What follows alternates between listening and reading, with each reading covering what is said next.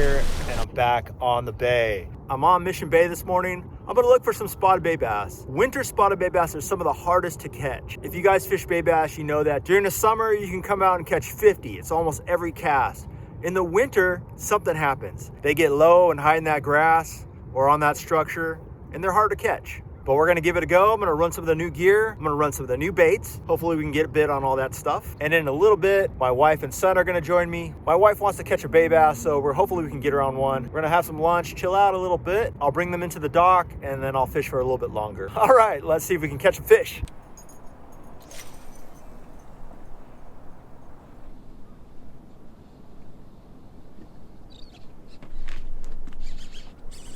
There we go, guys, got one.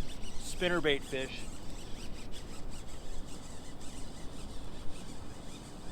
Good stop.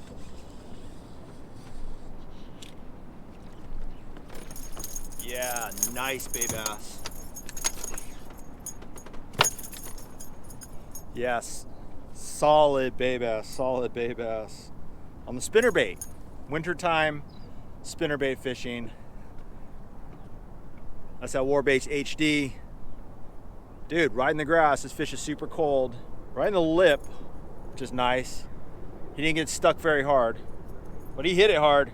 Let me go ahead and measure him right here. 13 and a half, so not legal, but good to get one. That's for sure.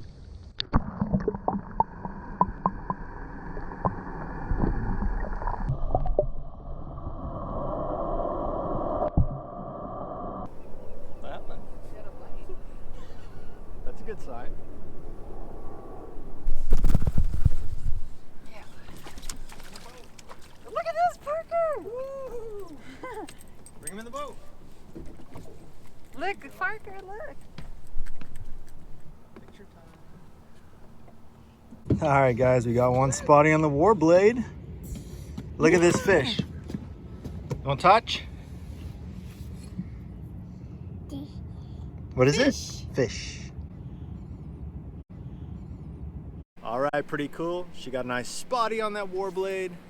Let's go ahead and get him back in.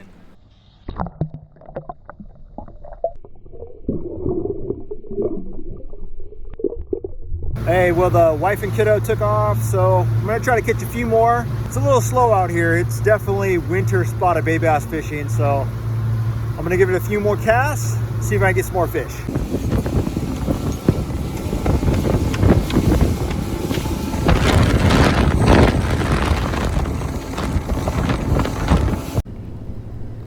So I got this Corrado DC 150. Thing is pretty killer.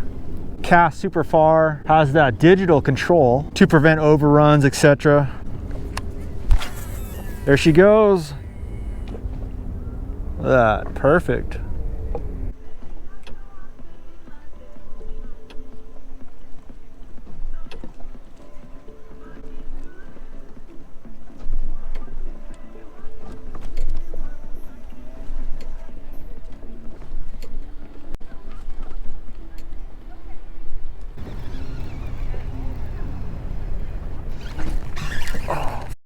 That was a bite right there, guys. I just missed it though. Knocked some slack in the line too. Good old spotty bite. Let's see if we can't get him back.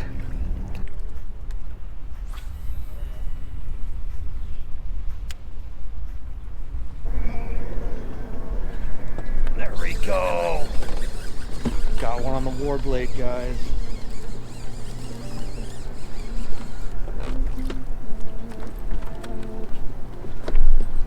Yeah, finally got a little taker on the Warblade. Pretty cool little guy. Ate it good though. Ate that blade. All right, yeah, little one right there. Pretty cool. Glad to get one.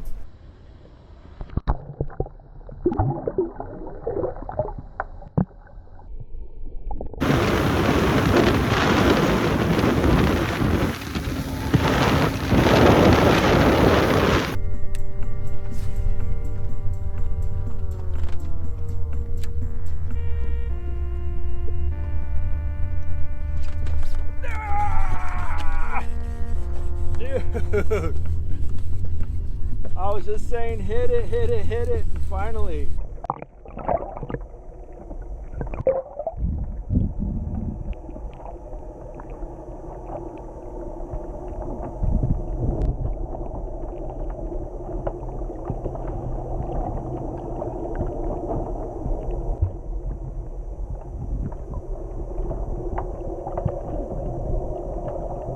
bite on the swim jig. Yeah, boy. Look at that, orange fish. Got that orange chin on him. There we go. That's what's up. Finally got a swim jig fish. Woo! Dude, I've been hunting for him for a long time. It is slow out here, so really, really good to get a fish. Little guy, little swim jig bite, trying to eat that crab. I'm okay with that.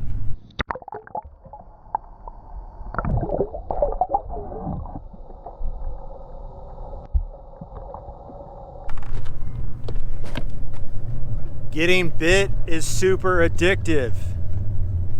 Man, I just want to catch another one. I love getting that bite and finding that fish. Just want another one automatically. I'm gonna call it right here. It's about 2 o'clock. I gotta put the boat away, get all the gear taken care of, and go see the family.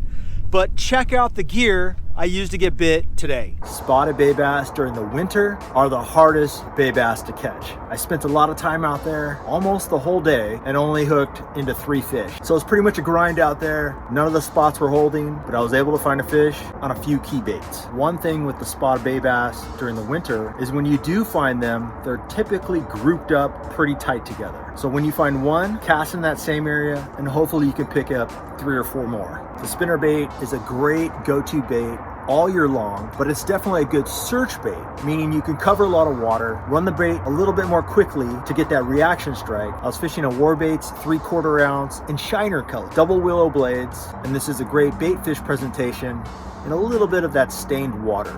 And on the retrieve, cast out, let the bait touch the bottom, rip it out of that eelgrass, and start winding on it. Slow roll that bait right over the eelgrass, sometimes flickering that bait right through that grass, because that's the structure that these bay bass live in.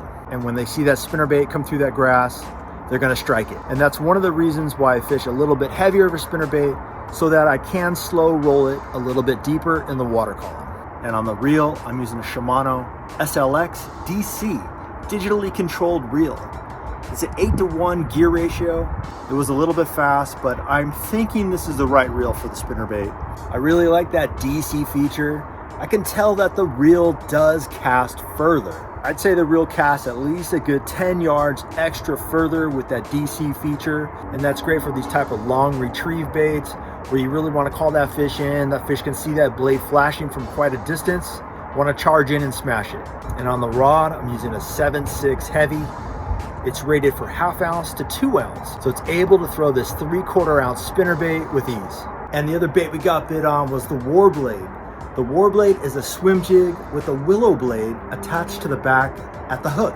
Now, how this bait came about is at a time when we were fishing spinnerbaits, a lot of times those spotted bay bass will just go and bite the top willow blade of the spinnerbait.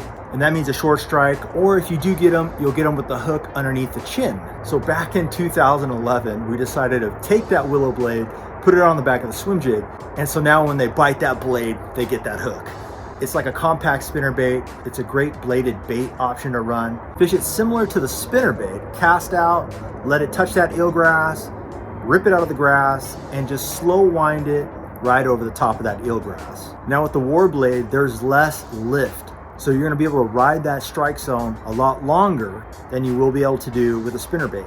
And we were using a 3/4 ounce Warblade that was in ghost color. And on the rod and reel, we're using the Corrado DC, and that was matched up with a 7/3 medium heavy.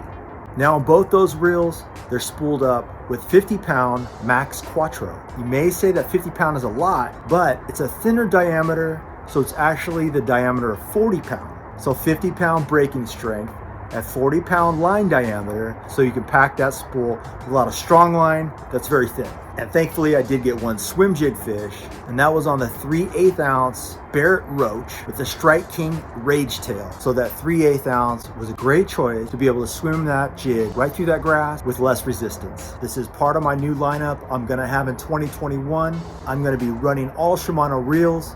I still have a few gaps to fill in with some of these reels, but right now I like the mixture of reels I have. It's kind of a good way to look at the lineup.